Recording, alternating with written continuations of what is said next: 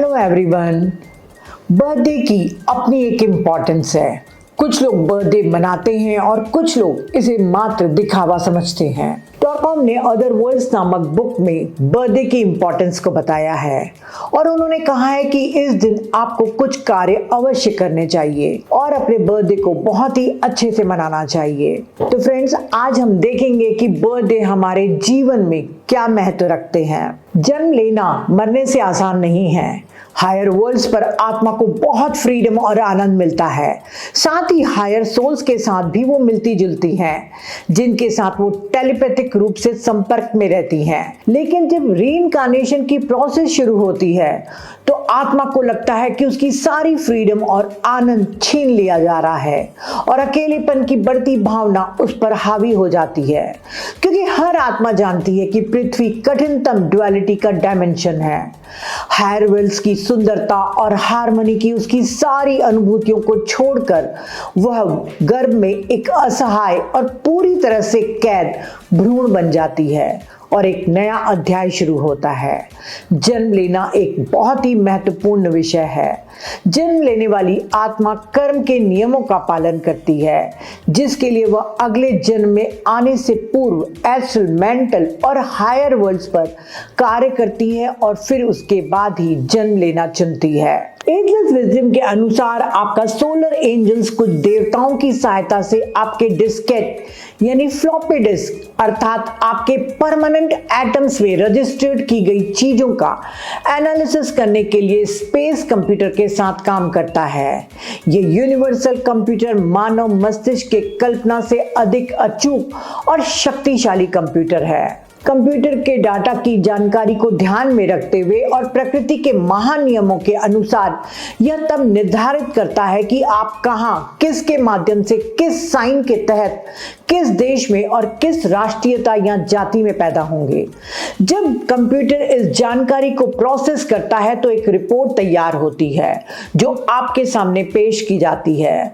इस रिपोर्ट का अध्ययन करने के बाद आमतौर पर आप इसमें दिए गए सुझावों का पालन करते हैं और अपनी जाति, अपना देश, अपने माता पिता, अपनी बर्थडे को उसी के अनुसार चुनते हैं। आपके पिछले कर्म, आपके रिलेशनशिप, आपके कर्तव्य, जिम्मेदारियां और भविष्य के इंस्पिरेशन भी आपके द्वारा किए जाने वाले चॉइसेस में एक बड़ी भूमिका निभाता है। एक बार जब आप अपने चॉइसेस चुन लेते हैं तो आपकी कॉन्शियसनेस मंद होने लगती है और डेंस मैटर में जन्म की प्रक्रिया शुरू होती है। अधिक ऋण का भुगतान करने के लिए आपके पिछले कर्मों के द्वारा जो कुछ भी होने वाला है उसकी एक बहुत ही डिटेल फिल्म दी जाती है। फिल्म में 3 मुख्य फैक्टर्स पर जोर दिया जाता है। पहला, डेंजर्स जो आने वाले जीवन में आपका इंतजार कर रहे हैं। दूसरा, अपॉर्चुनिटीज जो आपको उस जीवन में प्रस्तुत किए जाएंगे। तीसरा, कर्म संबंधी देनदारियां जिन्हें चुकाना होगा और जिन्हें टालना बहुत मुश्किल होगा, लेकिन यह पूरी तरह से असंभव नहीं है। खतरे, आपका सोलर एंजल आपको ये खतरे दिखाता है और उन्हें समझदारी से संभालने की चुनौती देता है और यहाँ तक कि उच्च शक्तियों की मदद कैसे ले वह भी सिखाता है। अपॉर्चुनिटीज, अवसर वे क्षण होते हैं जो आपकी विवेक बुद्धि को तेज करते हैं। आपको मैच्योर बनाने के लिए जीवन आपको चॉइसेस प्रदान करता है।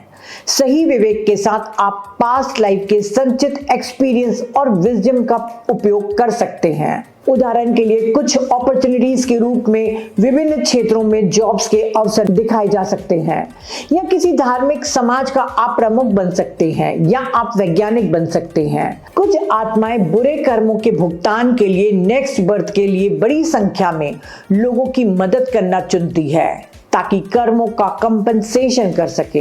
एक आदमी का सोलर एंजल उसे 3 महिलाएं दिखा सकता है जिनसे वह अपने पिछले कर्मों के कारण अपने आने वाले लाइफ टाइम में मिलेगा।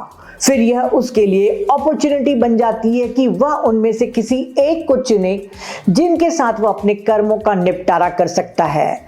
मैरिज करे, संतान पैदा करे और भविष्य में ऐसे संबंध बनाए जो उसकी फ्यूचर सर्विस और इवोल्यूशन को आगे बढ़ाए और उस महिला के साथ हमेशा के लिए कर्मा का लेन देन बंद कर दे। सही चॉइस चुनना व्यक्ति की फ्री विल है। यह आसान नहीं है, क्योंकि जैसे ही कोई व्यक्ति जन्म लेता है, जन्म से पहले जो भी वह प्लान करता था उसकी विजन और मेमोरी धीरे धीरे फीकी पड़ती जाती है और अब उसका यह कार्य है कि वह सही पार्टनर, सही स्थान और सही स्थिति में विवाह करे। सोलर एंजल्स हमें मार्गदर्शन करते हैं, पर यदि हम गुड कर्मा, सर्विस, मेडिटेशन करते हैं तो डेंजर के समय भी हमें ये चेतावनी देते हैं। इसीलिए जो व्यक्ति अवेयर होता है वह इसका लाभ उठा सकता है। अपॉर्चुनिटी का लाभ उठाना आपकी इच्छा और फ्री विल द्वारा निर्धारित होती है। कर्म संबंधी दायित्व, कार्मिक लायबिलिटीज, खतरों या कर्म संबंधी दायित्वों पर काबू पाना और उनसे बचना संभव है। उदाहरण के लिए आपका सोलर एंजल आपको दिखा सकता है कि हाईवे पर यात्रा करते समय एक संभावना है कि एक शराबी व्यक्ति आपकी कार को टक्कर मार देगा। आपके द्वारा अतीत में किए गए किसी कर्म के कारण कंप्यूटर को इस रूप में आपसे भुगतान मांगने के लिए प्रोग्राम किया गया है। तो आप इस दुर्भाग्य से कैसे बच सकते हैं? प्रेयर्स, इन्वोकेशंस और मेडिटेशंस मानवता को इसी कारण से दिए गए हैं। यदि आप प्रार्थना करते हैं, अच्छी बुक्स पढ़ते हैं और अन्य लोगों के लिए अच्छे काम करते हैं तो आपका कर्म आपको बचा लेगा और जब पूर्व निर्धारित समय आएगा तो आप खतरे में नहीं रहेंगे। मास्टर मौर्य अपनी बुक्स के माध्यम से कहते हैं कि हम नहीं जानते कि हम प्रतिदिन कितनी बार खतरों से बचते हैं। हम ईश्वर के प्रति ग्रेटिट्यूड नहीं दिखाते हैं। यदि आप ग्रेटिट्यूड देते हैं तो आपको और महत्वपूर्ण इंफॉर्मेशन मिलेगी। उदाहरण के लिए यदि आप गाड़ी चला रहे हो और अचानक कोई आपके सामने से कार तेजी से निकलकर कट जाती है तो आप शायद इस पर ध्यान न दें। कुछ मिनट के बाद आप भूल भी जाएंगे, पर इस खतरे से आपको आपके सोलर एंजल या हायर सेल्फ ने बचाया है। टॉरकॉम बताते हैं कि जीवन इस तरह से व्यवस्थित है कि कोई व्यक्ति नहीं है, आपका कोई व्यक्तिगत जीवन नहीं है। कंप्यूटर हम सभी के साथ एक ही किताब की तरह खेलता है। यह वैध रूप से जन्म की प्रक्रिया का वर्णन करता है, लेकिन ऐसे लोग भी हैं जो अवैध रूप से जन्म लेते हैं। कुछ लोग स्नीकर्स हैं, एथरिक और लोअर एस्ट्रल प्लेन में फंसे या अर्थबाउंड सोल्स भी होती हैं जिनके अपराध उनको हायर वर्ल्ड्स में जाने की अनुमति नहीं देते और न ही जन्म वे ले पाते हैं। स्नीकर्स वे होते हैं जो कानून का पालन नहीं करते। वे जुनून, कब्जे या अवैध जन्म के माध्यम से भौतिक दुनिया के संपर्क में आने की कोशिश करते हैं। जब कोई महिला रेप से प्रेग्नेंट हो जाती है या जब वह शराब या ड्रग्स का सेवन करती है तो ऐसे लोगों के लिए एक द्वार खुल जाता है जो उन्हें चुपके से अंदर घुसने और जन्म लेने का मौका देता है। उनका कोई विशिष्ट सोल प्लान नहीं होता। इनमें नेगेटिव क्रिमिनल थॉट्स और इमोशंस होते हैं। टॉरकॉम कहते हैं कि यही कारण है कि हमें बताया गया है कि विवाह पवित्र है। गर्भाधान यानी कंसेप्शन केवल शुद्ध प्रेम और उच्च चेतना की शर्तों के तहत होना चाहिए। केवल ऐसी परिस्थितियों में ही हम हायर वर्ल्ड से एडवांस सोल ला सकते हैं जो कानूनी रूप से जन्म लेने के हकदार हैं। चुपके से आने वाले लोग स्नीकर्स आमतौर पर अपने घरों में परेशानी पैदा करते हैं, अपने पेरेंट्स और अपने रिश्तेदारों के साथ तनाव में रहते हैं। बाद में ये क्रिमिनल्स बनते हैं। आपकी फिजिकल बॉडी के निर्माण से पहले आपकी एथरिक बॉडी देवताओं और एलिमेंटल्स द्वारा बुनी जाती है। सैकड़ों देवता आपके परमानेंट एटम्स में मौजूद रिकॉर्डिंग के अनुसार आपके शरीर को तैयार करते हैं। परमानेंट एटम्स एथरिक जीन हैं। वे रिकॉर्डर या डिस्केट जैसे हैं। आप अपने कंप्यूटर पर जो कुछ भी टाइप करते हैं वह डिस्केट पर रिकॉर्ड हो जाता है। आप जिस तरह से रहते थे, बोलते थे, सोचते थे और टाइपिंग के सभी रूपों को देते थे वह डिस्केट पर रिकॉर्ड हो जाता है। आप बटन दबाते हैं और जो कुछ भी आपने रिकॉर्ड किया है वह प्रिंटर से बाहर आ जाता है। आप अपनी डिस्केट में जो कुछ भी रिकॉर्ड करते हैं उससे बिल्कुल वैसा ही प्रिंट होता है। प्रिंटर से जो पेज निकलता है वह आप हैं। आपकी मां प्रिंटर है। 9 महीनों तक आपके शरीर को प्रिंटर में फॉर्मेट किया जा रहा था। प्रिंटर ने आपको लॉ ऑफ रीइंकार्नेशन के अनुसार जीवन में लाने के लिए बहुत मेहनत की। कागज पर जो कुछ भी प्रिंट किया गया था, आपकी बॉडी, कैरेक्टर, स्टाइल, इंक्लिनेशन और आपके पास जो कुछ भी है वह वास्तव में डिस्केट से ली गई रिकॉर्डिंग की एक्सप्रेशन ही है। डिस्केट पर आप जो कुछ भी टाइप करते हैं उसके बारे में बहुत सावधान रहना जरूरी है ताकि जब प्रिंट किए गए परिणाम देखें तो आपको आश्चर्य न हो कि क्या हुआ, शर्म महसूस न हो, न ही आप चिल्लाएं कि आपको कुछ ऐसा मिला है जो आप नहीं चाहते थे, लेकिन आपने इसे खुद टाइप किया है। यही कारण है कि धर्म कहते हैं कि आप जो बोएंगे वही काटेंगे। आप भौतिक तल पर सबसे पहले जन्म लेते हैं, पर अभी तक आप इमोशनल रूप से पैदा नहीं हुए हैं, क्योंकि आपकी इमोशनल बॉडी को जन्म लेने के बाद विकसित होने में समय लगता है, और हो सकता है कि आपके पास कभी मेंटल बॉडी ही ना हो। लोगों के पास फिजिकल बॉडी के साथ एक ब्रेन होता है, और वह ब्रेन एक मशीन की तरह काम करता है जो दूसरों से छापे यानी इंप्रेशंस प्राप्त करता है और इंप्रेशंस पर रिएक्शंस करता है। हम इसे थिंकिंग कहते हैं, लेकिन वास्तव में इसका रियल थिंकिंग से कोई लेना देना नहीं है, क्योंकि मेंटल बॉडी है ही नहीं। लोगों के मन में इमोशंस, फीलिंग्स और एस्ट्रल बॉडी के बीच भ्रम होता है। इमोशंस केवल नर्वस एक्शन, रिएक्शन और रिस्पॉन्सेज हो सकते हैं और कुछ भी नहीं। अगर कोई आप पर चिल्लाता है तो आप उछलकर उसे नीचे गिरा देते हैं, तो आप इसे इमोशनल रिएक्शंस कहते हैं, लेकिन यह सिर्फ एक मैकेनिकल रिएक्शन है। जब व्यक्ति शारीरिक रूप से जन्म लेता है और यदि जीवन निचले 3 चक्र में ही केंद्रित है, तो वह केवल शारीरिक रूप से पैदा हुआ है, वह यांत्रिक जीवन जीता है। लेकिन जब उसका केंद्र सोलर प्लेक्सस के ऊपर तक बढ़ जाता है, तब वह एस्ट्रली पैदा होता है। एक व्यक्ति मेंटली रूप से तब पैदा होता है जब उसके थ्रोट और अजना सेंटर्स में फायर काम करना शुरू कर देती है। उसकी इंट्यूशनल बॉडी तब पैदा होती है जब उसकी हार्ट सेंटर पूरी तरह से प्रकट होती है। हमें यहाँ रहते हुए बहुत मेहनत करनी चाहिए ताकि हम अपने संसार में जीवन के दौरान इमोशनल मेंटल बॉडीज का निर्माण और शुद्धिकरण कर सकें। हमें सद्भाव के विचार, मेडिटेशन और हाई फ्रीक्वेंसी के इमोशंस जैसे प्यार, एम्पैथी, ग्रेटिट्यूड, कंपैशन को विकसित कर एस्ट्रल बॉडी को बनाने और शुद्ध करने में मेहनत करनी चाहिए। फिर हमारे मेंटल बॉडी को बनाने के लिए मेडिटेशन, एजुकेशन, एक्सपीरियंस, डिस्कवरी और सर्विस के द्वारा ही बनानी चाहिए। क्योंकि यह रिकॉर्डिंग इन तीनों शरीरों में एक साथ बनाई जाती है जिनका फिजिकल ब्रेन से कनेक्शन है, इसलिए कोई भी अनुभव खो नहीं जाता, क्योंकि कंप्यूटर सब कुछ रिकॉर्ड करता है। फिर इन सभी बॉडीज में जो कुछ भी रिकॉर्ड किया जाता है उसके साथ नेक्स्ट बर्थ में पैदा होते हैं।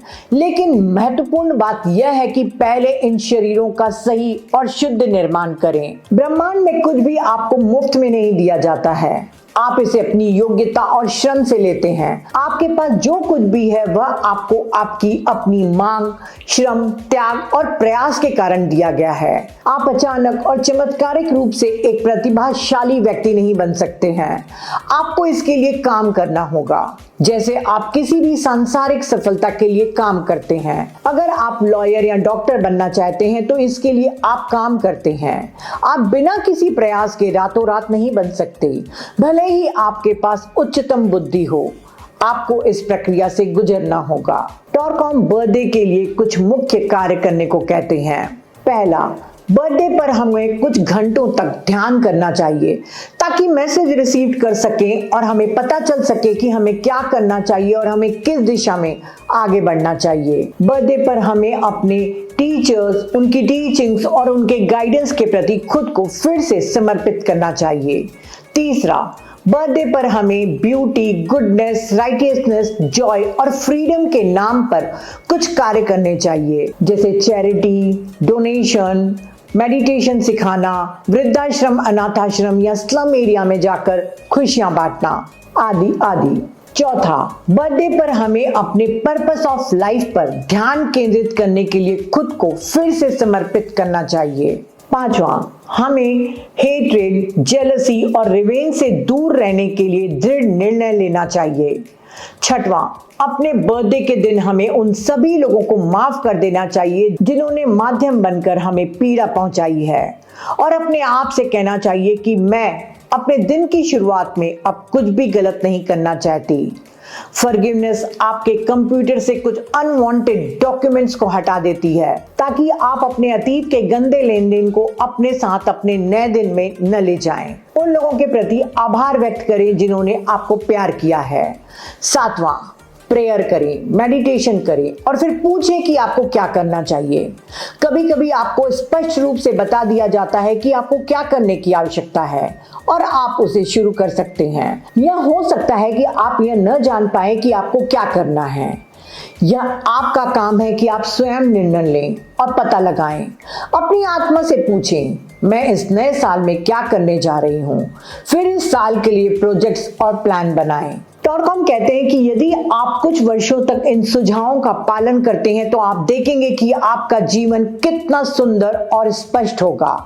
आपको इसे प्राप्त करने के लिए काम करना होगा। 8वां, अपने बर्थडे की रात को एक कैंडल जलाएं और उसे पूरी रात जलने दें। कैंडल के जलने पर उसमें छिपी हुई विजडम को समझने की कोशिश करें। यह एक अभ्यास है जिसका पालन मोनेस्ट्री में किया जाता है। कैंडल इस बात का प्रतीक है कि आप दूसरों की मदद करने के लिए अपने पास मौजूद हर चीज का उपयोग कैसे कर सकते हैं। चाहे कितनी भी मुश्किल आए, हमेशा मदद के लिए तैयार रहें। कैंडल स्वयं भी जलकर दुनिया को प्रकाश देती है। 9वां, अपने बर्थडे पर आपको जो अगला काम करना है वह है थोड़ा कुछ घंटे, पूरा दिन या अगर आप कर सकते हैं तो एक सप्ताह निकाल लें और घर से दूर चले जाएं। पहाड़ों में या किसी प्रकृति के पास शांतिपूर्ण जगह पर, और अपने बारे में सोचना शुरू करें। अपनी गलतियों से सीखें, खुद को सुधारना शुरू करें और जो आप करने जा रहे हैं उसके लिए प्लान्स बनाएं। 10वां, अगला काम है पार्टी करना। कुछ लोग सोचते हैं कि जन्मदिन की पार्टियां घमंड की अभिव्यक्ति हैं, लेकिन ऐसा नहीं है। महान गुरुओं के जन्मदिन की पार्टियां होती हैं। इसका कारण इजोटेरिक में गहरा अर्थ यह है कि आपके जन्मदिन के दिन आप न्यू इंप्रेशंस और इंस्पिरेशन के प्रति ग्रहणशील और संवेदनशील होते हैं। यही सीक्रेट है। जब आपके आसपास ऐसे प्यारे फ्रेंड्स होते हैं जो जॉय, ग्रेटिट्यूड, लव, कंपैशन और एक्टसी में होते हैं, तो वे सभी मिलकर आपके चारों ओर एक इलेक्ट्रोमैग्नेटिक स्फीयर बनाते हैं जिसके माध्यम से आपको हायर इंस्पिरेशन मिलती है। अपने फ्रेंड्स के बिना आप इतना कुछ नहीं कर सकते, इसीलिए आपको ऐसे फ्रेंड्स के योग्य बनने के लिए काम करना चाहिए जो आकर अपना प्यार और अच्छे विचार व्यक्त करें। जब एक अच्छा माहौल बनता है तो जिस व्यक्ति का बर्थडे होता है वह इस मैग्नेटिक टेंशन के क्षेत्र में जबरदस्त ऊर्जा को आकर्षित करता है। इसीलिए हर किसी के लिए अपना बर्थडे मनाना महत्वपूर्ण है। बाहर नहीं जा सकते तो कुछ फ्रेंड्स को आमंत्रित करें, अच्छा खाना बनाएं और साथ मिलकर खुश रहें, जश्न मनाएं और उन्हें अधिक से अधिक प्यार करें। लेकिन अगर आपके पास फ्रेंड्स नहीं हैं तो वे आप में हाईएस्ट सेंसिटिविटी नहीं जगा पाते, वे आपकी आत्मा को नहीं जगाते। ईश्वर ने इसी कारण से सोसाइटी बनाया है। जो लोग सोसाइटी में जिम्मेदारी से रहते हैं वे सोसाइटी और स्वयं को ऊपर उठा सकते हैं। 11वां, अपने बर्थडे पर ग्रेटिट्यूड के सच्चे विचारों के लिए कुछ समय एकांत में बिताना अच्छा होता है। उन लोगों की सूची बनाएं जिनके प्रति आप आभारी हैं। अपने माता पिता से शुरुआत करें। अगर वे इस दुनिया से चले गए हों तो उन्हें गहरी कृतज्ञता के विचार भेजें, और अगर वे जीवित हैं तो अपने माता पिता को कृतज्ञता के विचार के लिए एक कार्ड भेजें जिससे उन्हें पता चले कि आप उनकी सभी सर्विस, ट्रबल्स और केयरिंग के लिए कितने आभारी हैं। फिर अपने सभी टीचर्स को आभार भेजें और उनके प्रति गहरी कृतज्ञता व्यक्त करें। उन फ्रेंड्स और लव्ड वंस को आभार भेजना न भूलें जिन्होंने आपकी मदद की, खासकर महत्वपूर्ण समय के दौरान। टॉरकॉम कहते हैं कि बर्थडे के दिन अपने यादों की नेटवर्क को रिन्यू करें और अपने लव और ग्रेटिट्यूड को नेटवर्क के माध्यम से बहने दें। 12वां, अपने बर्थडे के दिन अपनी मृत्यु के बारे में सोचने के लिए कुछ घंटे निकालना भी बहुत महत्वपूर्ण है। आप अपने जीवन को इस तरह से कैसे आकार देंगे कि जिस क्षण आप मर रहे हैं वह खुशी का क्षण होगा, जिसमें आपको उपलब्धि की गहरी भावना होगी, यह जानते हुए कि आपने लोगों के उत्थान और सेवा के लिए हर संभव प्रयास किया। आपकी मृत्यु के समय आपके सारे जीवन की फिल्म आपको दिखाई जाएगी। इस तरह से जिए कि आप अपनी पिछली फिल्म को देखने का आनंद लें और भविष्य की महान सेवा और क्रिएटिविटी के लिए एक विजन के साथ हायर वर्ल्ड्स में प्रवेश करें। किसी व्यक्ति का बर्थडे मोमेंट ऑफ कांटेक्ट यानी संपर्क का वह क्षण होता है जिसके लिए उसका जन्म हुआ था। ऐसा संपर्क उस समय ऊर्जा लाता है। बर्थडे के बाद वह अपने कार्य को और बेहतर करने में सक्षम हो सकता है। बर्थडे पर आपका सोलर एंजल आपको आशीर्वाद देता है और कामना करता है कि आप ब्यूटी और राइटियसनेस के मार्ग पर चलें। आपके बर्थडे पर आपके कर्म और ग्रहों की संरचना यानी कॉन्फ़िगरेशन ऑफ द प्लैनेट्स और आपकी इंस्पिरेशन के बीच एक सब्जेक्टिव सिंक्रोनाइजेशन यानी व्यक्ति परक समन्वय होता है और इस दिन आपके चक्रास, ग्लैंड्स और ऑर्गन से एक झटका गुजरता है जो उनके बीच एक स्थायी या अस्थायी अलाइनमेंट बनाता है। आपके बर्थडे पर आपको कॉन्शियसनेस के एक निश्चित एक्सपेंशन का मौका दिया जाता है। यही कारण है कि कुछ टीचर्स सुझाव देते हैं कि अपने बर्थडे पर आप सफलता प्राप्त करने के लिए सचेत प्रयास और इंस्पिरेशन से गुजरें। फिर आपके लिए एक बड़े काम के लिए यूनिवर्स एक अवसर खोल देता है। अपने बर्थडे पर अपने इनर गाइड, टीचर और हायरार्की के साथ संपर्क बनाने की कोशिश करना महत्वपूर्ण है। जो लोग अपने बर्थडे को स्पिरिचुअली और गंभीरता से मनाते हैं वे हायर इवोल्यूशन के लिए मार्ग तैयार करते हैं। जब आप अपना बर्थडे मनाते हैं तो जो लोग आपसे बहुत प्यार करते हैं और वास्तव में सच्चा प्यार करते हैं उनके दिलों से एक पदार्थ निकलता है जो इंटेंस मैग्नेटिज्म का क्षेत्र बनाता है। इस पदार्थ का उपयोग हायर रेंज से एनर्जी खींचने के लिए एक मैग्नेट के रूप में आप काम कर सकते हैं और अपने दोस्तों के साथ उसे शेयर कर सकते हैं। लव्ड वंस द्वारा भेजे गए कार्ड, लेटर्स और हैंड रिटन नोट्स आपके लिए बहुत अधिक साइकिक एनर्जी लेकर आते हैं। यह साइकिक एनर्जी आपको मजबूत बनाती है और आपको जीवन को अधिक गंभीरता से लेने के लिए प्रोत्साहित करती है और आपको अधिक सुंदर जीवन जीने में मदद करती है। यह ध्यान रखना बहुत दिलचस्प है कि लोग विभिन्न गिफ्ट्स देकर प्रेम व्यक्त करते हैं, पर निस्वार्थ सेवा के लिए जब कृतज्ञता और प्रेम के साथ गिफ्ट देते हैं तब वे गिफ्ट सात्विक और अमूल्य होते हैं। पॉपुलर विजडम कहता है कि किसी को इसलिए नहीं देना चाहिए क्योंकि उसे देने के लिए कहा गया है, किसी को इसलिए नहीं देना चाहिए क्योंकि उसे देने में रुचि है, लेकिन अगर किसी को लगता है कि उसका गिफ्ट उसके लव, डिवोशन और ग्रेटिट्यूड को रिप्रेजेंट करेगा तो उसे अवश्य देना चाहिए। देने से आपका दिल खुल जाता है और जितना आप देते हैं उससे अधिक प्राप्त करते हैं। गिफ्ट प्राप्त करने वाले को गिफ्ट की क्वालिटी या क्वांटिटी के प्रति उदासीन होना चाहिए, लेकिन चेतना की उस स्थिति के प्रति बहुत संवेदनशील होना चाहिए जिसमें उपहार दिया गया था। तो फ्रेंड्स, बर्थडे हमारे जीवन का सबसे पवित्र दिन है, जिस दिन हमने अपने लेसन को पूरा करने के लिए इस शरीर को धारण किया। तो अपने बर्थडे को बहुत ही अच्छे से मनाइए और अपने बर्थडे के दिन बहुत ही गुड कर्मास करिए। तो आज के लिए इतना ही।